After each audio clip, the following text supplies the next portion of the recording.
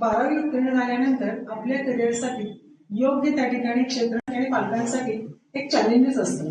आता जर बघायला गेलं तर जग हे भारताकडं एक मोठ्या आशेने बघतो, म्हणजे IT क्षेत्र व त्या ठिकाणी योग आणि निसर्गोपचार.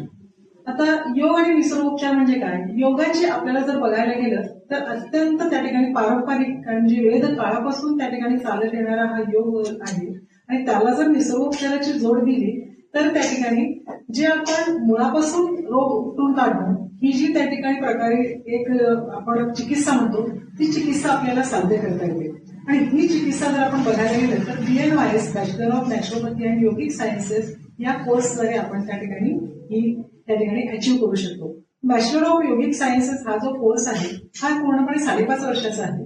याच्यामध्ये त्या ठिकाणी 4.5 वर्ष तुम्हाला anatomy, physiology, biochemistry, microbiology, pathology, FMT, PSM, energy medicine, त्या ठिकाणी इतर आयुर्वेदिक त्या ठिकाणी म्हणजे काय चिकित्सा, स्वस्थ वृत्त, योगा हे सगळे विषय याच्यामध्ये शिकवले जातात. आणि 1 वर्ष इंटर्नशिप म्हणजे हॉस्पिटलमध्ये तुम्हाला त्या ठिकाणी काम करण्याची संधी मिळते.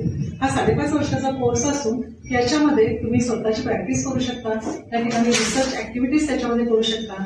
आणि जागतिक स्तरावरती या कोर्सला अतिशय चांगली त्या ठिकाणी मागणी आहे.